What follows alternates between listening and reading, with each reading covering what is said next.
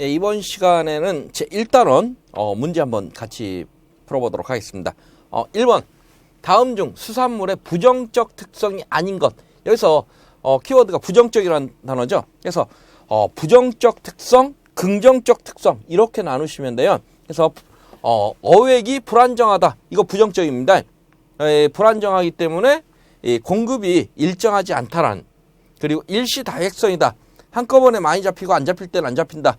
계획적인 생산이 불가능하기 때문에 이건 역시 부정적 특성이죠.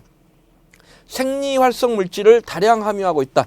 생리활성 물질이 많다는 것은 이 인체에 유익하기 때문에 부정적이라기보다는 긍정적 특성으로 봐야 맞습니다. 그리고 쉽게 부패한다. 이거 부정적. 그래서 정답은 3번에 생리활성 물질을 다량 함유하고 있다 하는 이런 게 그 긍정적 특성으로 해서 부정적 특성이 아닙니다.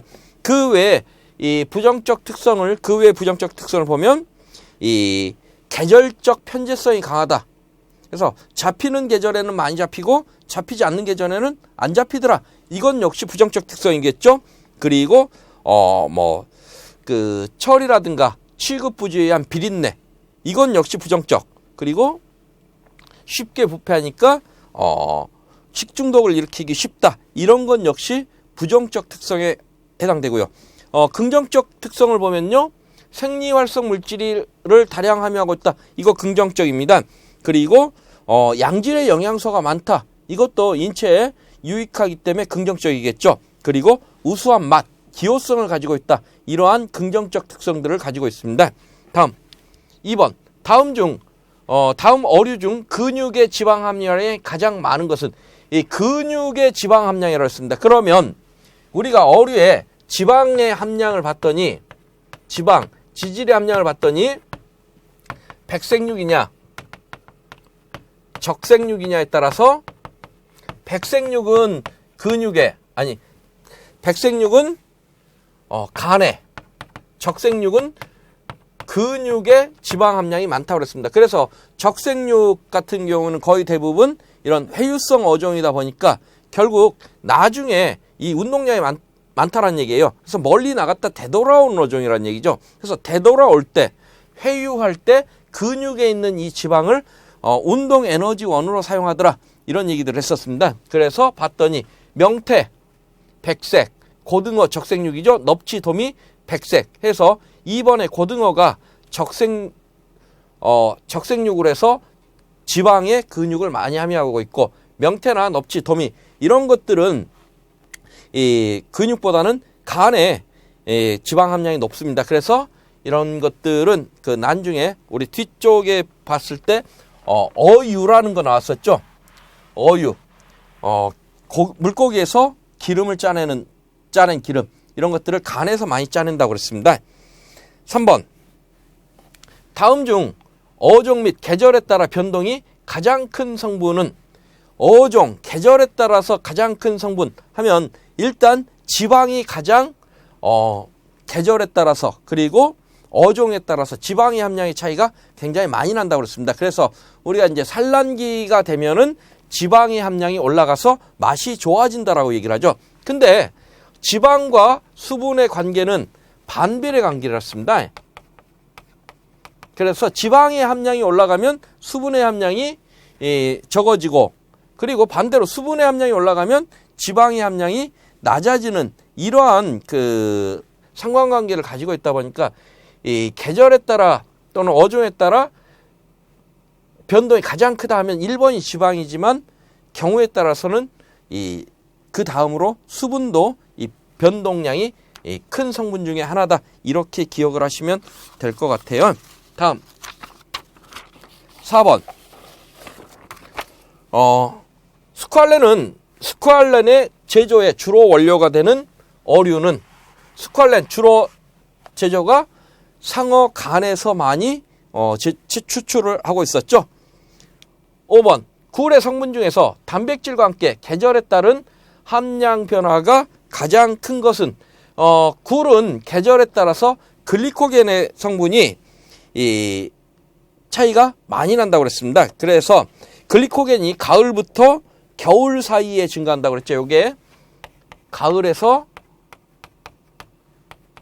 겨울 이때 이 성분이 증가하면서 우리가 굴이 가장 맛있을 때가 그때고 주로 우리가 굴을 채취해서 먹을 때가 가을에서 겨울인데 이때 글리코겐 성분이 가장 함량이 높아지면서 맛에 영향을 많이 주고 있더라 이렇게 생각하시면 되겠습니다.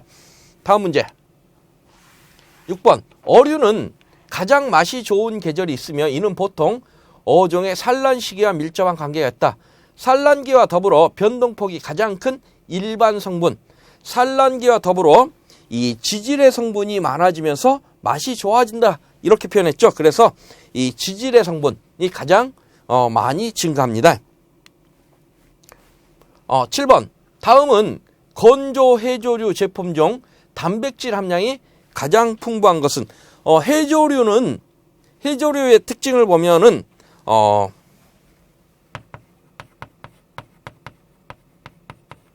일단 이 탄수화물이나 무기질 함량이 높습니다.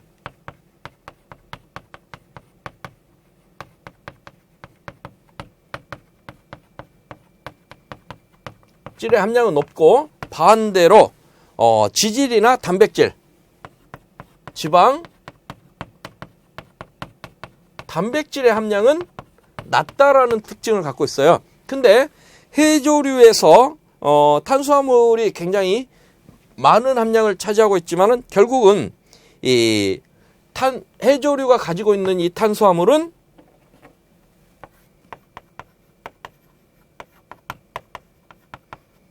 소화 흡수가 제대로 되지 않아서 인간이 에너지원으로 활용하지 못하는 그러한 결과를 보고 있습니다. 그래서 일반적으로 이 해조류에는 단백질 함량이 낮다라는 그러한 특징을 가지고 있지만 그 중에 마른 김 같은 경우에는 이러한 해조류 중에도 단백질 함량이 높다라는 특징을 가지고 있어요. 그래서 다음 그 네 가지 염장미역, 마른 겸, 건미역 그리고 다시마 이 중에 단백질 함량은 마른 김이 가장 높습니다. 8번 다음 중 한천 제조에 사용되지 않는 해조류 한천 제조는 주로 홍조류가 이용된다고 그랬죠. 그래서 우뭇가살이라든가 꼬시래기, 비단풀 이것들은 이 홍조류로 이 한천 제조에 이용되는 원료이고요. 이 감태 같은 경우는 갈조류입니다. 그래서 감태는 갈조류에 해당되고 이것은 알긴산 제조에 이용된다. 해서 정답은 3번의 감태. 9번 김, 미역, 다시마 등 해조류의 고유색을 띠는데 그 역할을 하는 색소 중 색소 물질은 다음 중 무엇인가? 지금 그 김, 미역, 다시마 이런 고유의 색깔 주로 클로로필은 어떤 색소죠? 클로로필, 엽록소입니다. 그래서 김이나 미역, 다시마 이런 해조류들도 식물이다 보니까 이 전부 다 엽록소를 가지고 있어요. 그래서 엽록소, 클로로필이 공통적으로 가지고 있는 색소고요. 그리고 미오글로빈은 어디에서 나타나죠? 어패류의 고기색, 육색에서 나타나고 주로 선홍색을 나타내는 색소입니다. 그리고 헤모글로빈은 혈액에 나타나는 색소죠. 그리고 카로티노이드는 황색을 나타내는 색소입니다. 10번 다음 중 어패류 및 해조류의 주요 맛성분이 틀린 것 새우의 단맛 글리신 맞죠? 그리고 홍합 국물의 시원한 맛 홍합의 시원한 국물 맛은 이 타우린이 결정합니다. 젖산은 주로 우리가 그 사후 해당작용에 의해서 생성되는 당이 이 분해되면서 생성되는 게 젖산이라고 했어요. 그리고 고등어 찌개의 진한 맛은 히스티딘, 다시마 국물의 감칠맛, 그루타민산. 11번 어류의 혈압육에 대한 설명으로 틀린 것. 고등어, 정어리, 다랑어 등 회유어에서 잘 발달하였다. 혈압육, 백색육 이렇게 나눴습니다. 혈압육은 붉은색을 가진 이 고기를 의미했어요. 그래서 고등어, 정어리, 다랑어 같은 회유어에서 혈압육이 많이 나타난다. 맞는 얘기죠? 보통육보다 선도저하 및 부패가 비교적 느리다. 아니죠. 보통육, 백색육에 비해서 선도저하, 부패가 빠르다라는 특징이 있었죠. 그리고 미오글로빈이라든가 아니면 헤모글로빈이 다량 함유되어 있다. 타우린이 풍부하고 무기질 함량이 높으며 보통육보다 영양적으로 우수하다. 그리고 혈압육 같은 경우는 이 근육의 이 지질의 함량이 높다라는 그러한 특징을 가지고 있다라고 그랬습니다. 12번. 어패류의 사후 변화 과정의 과정과 관여인자의 설명이 잘못된 것. 해당 과정. 해당계 효소군에 의한 글리코겐의 분해.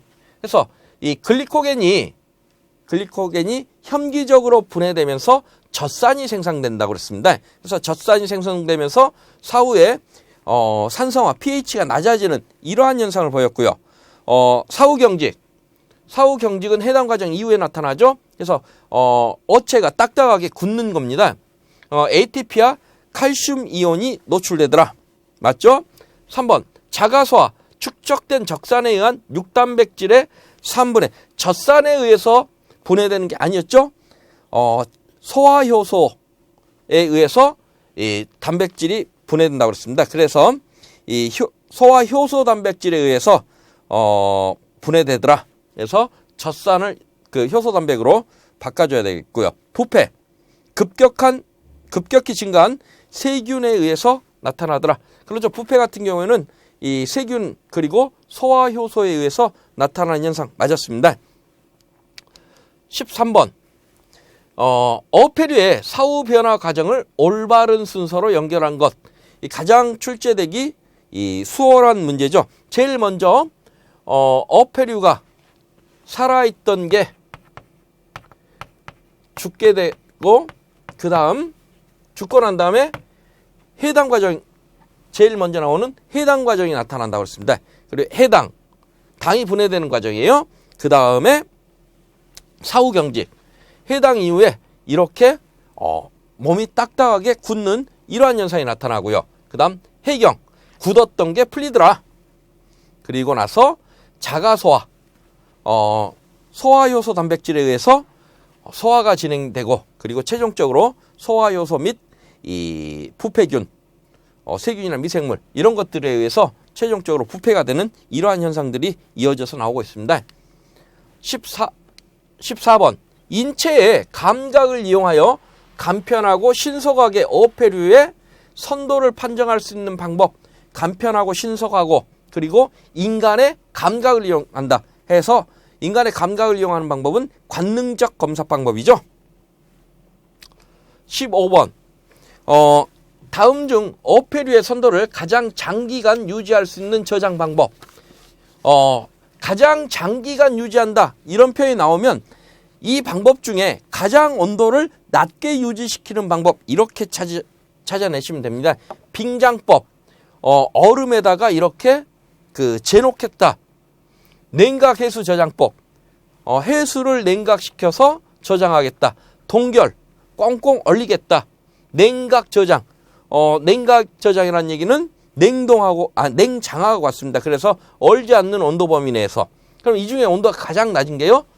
동결 저장이죠. 그래서 온도가 낮아지면 세균, 미생물 이런 것들의 이 증식이 줄어들고요. 두 번째, 어떤 각종 이 효소 활성이 불활성화되면서 이 부패를 늦출 수 있는 이러한 방법이기 때문에 선도를 가장 장기간 유지하기 위해서는 이 조건들 중에서 어떤 게 가장 온도를 낮게 유지시키느냐 요것을 찾으시면 됩니다. 16번. 이 다음 어패류의 선도 등에 관한 설명으로 틀린 것. 어패류 사후에 조직 내 효소에 의하여 근육 단백질이 분해되는 현상을 자가소화라 한다. 그래서 조직 내 효소라고 하면 소화효소를 말하겠죠. 그래서 소화효소 단백에 의해서 단백질이 분해된다. 자가소화에 대한 설명 맞습니다. 어류의 선도를 화학적 방법으로 판정할 때에는 어류의 pH, 휘발성 염기질소라고 하면 VBN을 얘기를 했죠. 그리고 트리메탈아민 함유량 등을 조사한다. 화학적 방법 맞습니다. 살아있는 어류의 pH는 7.2에서 7.4 맞죠? 사후에는 젖산이 생성되기 때문에 pH가 낮아졌다. 부패가 시작되면 다시 높아진다. 그래서 죽고 나면 해당작용이라는 게 일어난다고 그랬어요. 그래서 해당작용은 글리코겐을 혐기적 상태로 분해를 하면서 젖산이 증가한다. 그래서 산이 증가하기 때문에 pH가 낮아지고요. 그리고 부패가 시작되면 이 pH는 낮아졌던 게 다시 올라가는 이런 현상이 나타납니다. 상어, 홍어류의 선도 판정은 휘발성 염기질소법과 트리메탈아민법으로 판정한다. 상어나 홍어류는 이 휘발성 염기질소라든가 트리메탈아민법으로 우리가 측정할 수 없다라고 그랬습니다. 이유는 트리메탈아민 옥시드라는 성분이 많이 들어 있어서 결국 이 상어, 홍어 이런 것들은 이 냄새 성분이라든가 암모니아 이런 것들이 많다 보니까 이러한 방법, 휘발성 염기질소라든가 트리메탈아민 이러한 방법으로는 판단할 수 없는 방법이라고 했어요. 다음 17번. 어류가 변질하기 쉬운 이유로 가장 알맞은 것. 수분 함유량이 적어 부패 세균 발육이 빠르다. 이건 완전히 거짓말입니다. 수분 함유량이 적으면 부패 세균의 발육이 빠른 게 아니라 느려지죠. 그리고 어패류는 수분 함량이 육상 동물에 비해서 많습니다. 그래서 수분 함량이 적다는 것도 거짓말, 적어서 부패균의 발육이 빠르다는 것도 거짓말입니다. 그래서 통째로 틀린 지문이고요. 2번에 어패류의 조직 내에 들어있는 효소 활성이 강하다. 그래서 어패류의 조직 내 효소 활성이 강하다. 이거 어패류의 특징 중에 하나입니다. 이유는요. 조직 자체가 연하고 수분 함량이 높기 때문에 효소 활성이 강하다고 했습니다. 껍질이 강하여 상처를 쉽게 입고 껍질이 강한데 상처를 쉽게 입는다. 이거 거짓말이죠. 피부의 비늘이 딱딱하여 결합 조직량이 많다. 이거 거짓말이고요. 바다에서 생활하므로 세균 오염 기회가 적은 게 아니라 오히려 많았습니다. 18번. 수산물의 사후 변화 단계 중 선도 유지를 위하여 연장해야 하는 과정. 선도 유지를 위해서 사후 경직이 늦게 시작되고 늦게까지 지속되면 선도 유지 기간이 오랫동안 길어진다라고 했습니다. 그래서 선도 유지하고 가장 관련이 있는 것은 1번의 사후 경직. 그래서 결국 수산물의 선도 유지하는 방법은 어떻게 하면 사후 경직을 늦게 시작하게 하느냐, 그리고 사후 경직된 이후로는 어떻게 하면 사후 경직 기간을 길게 할 것이냐 하는 게 수산물 선도 유지의 기본 개념이에요. 그래서 이제 뭐 경우에 따라서는 이 고민사한 어류가, 다시 말해서 고민사라면 몸부림쳤다. 그래서 우리가 이제 그 어망으로 그물로 잡은 고기들은 이렇게 오랫동안 이 그물에 걸려서 몸부림치다 보니까 이 사후 경직도 빨리 시작되고 사후 경직 기간이 짧다라고 했습니다. 하지만 낚시 같은 걸로 건져서 즉살시키는 경우, 즉살이라고 하면 건져내서 바로 죽인다는 얘기입니다. 바로 죽이게 되면 고민사하지 않기 때문에 사후 경직도 늦게 시작하고 또 경직의 기간도 길어진다라고 했어요. 19번. 수산물 가공 원료의 선도 판정 지표로 가장 많이 사용되는 것, 휘발성 염기질소 방법이 가장 많이 이용됐죠. VBN입니다. 20번. 연안에서 어획한 선어를 유통할 때 가장 많이 사용하는 것. 연안에서 가까운 데서 어획됐다 하는 얘기는 이 어획 이후에 육지로 들어온 데까지 시간이 짧다라는 개념입니다. 그래서 이 빙장법이 가장 많이 이용됐죠. 그래서 죽은 물고기를 얼음에 재서 이렇게 가져오는 방법이 가장 많이 일반적으로 사용되고 있습니다. 21번. 이 홍어나 상어 근육에서 나는 독특한 냄새를 제공하는 원인 물질, 독특한 냄새, 요소에 의해서 나타납니다. 그래서 요소에 의해서 암모니아가 생성되고요. 트리메탈아민 옥시드, 옥시드가 세균에 의해서 분해되면서 트리메탈아민이 생성돼서 트리메탈아민, 그리고 요소에 의해서 생성된 암모니아, 이런 것들이 홍어나 상어의 이 냄새를 지배를 하고 있습니다. 22번 활어 수송에 가장 많이 이용되는 어종은 이런 문제는 여러분들이 그 수품사를 전혀 공부를 안 해도 알 수 있는 문제입니다. 활어는 주로 어디에 이용되죠? 활어회. 우리가 회로 먹는 것들이 주로 활어 수송을 하게 되는데 이 중에 우리 회로 먹는 거 뭐 있습니까? 넙치 하나밖에 없죠. 대구, 조기, 고등어 이것들은 거의 회로 안 먹고 넙치는 우리가 횟집에서 회로 많이 먹습니다. 그래서 회로 먹는 거 찾으시면 될 거고요. 23번 활어의 수송 방법 중 가장 많이 사용되는 수단. 가장 우리가 일반적으로 보는 게 활어차를 가장 많이 보고 있죠. 24번 수산물을 장기 저장, 유통하기 위한 수송 방법.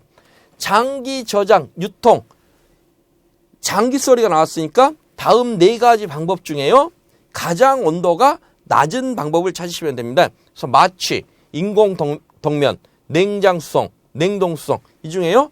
냉동이 가장 온도가 낮으니까 냉동이 이 장기 저장, 유통하기 위해서 가장 알맞은 수송 방법입니다. 25번 결합수의 설명으로 가장 옳은 것. 결합수냐 자유수냐 이걸 두 개를 비교해서 기억하시라고 그랬습니다. 그래서 압착하여 제거할 수 있다. 압착하여 제거 가능하면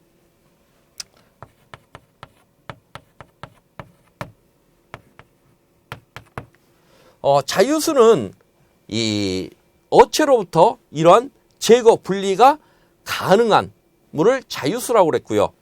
결합수는 어체 세포를 이루는 결합되어 있는 물이기 때문에 제거가 불가능하다고 그랬습니다. 그래서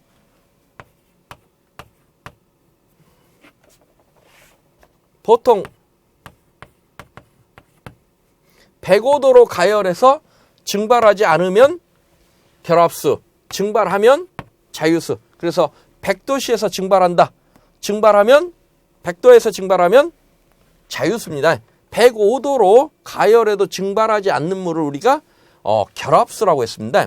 그리고 결합수는 용매로 활용되지 못한다고 그랬고요. 그리고 자유수는 용매로 활용되는 물을 의미했어요. 그리고 미생물의 증식에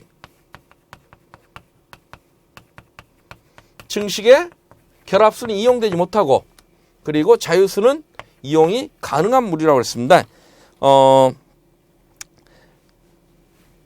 이렇게 해서 결합수하고 자유수를 두 개를 조금 비교해서 여러분들이 기억을 하시는 게 이런 문제들은 그 많이 출제가 될 확률이 높습니다. 이렇게 해서 1단원 예상 문제를 다 같이 한번 풀어봤고요. 다음 시간에는 2단원 저장 관련된 문제를 같이 한번 보도록 하겠습니다. 수고들 하셨습니다.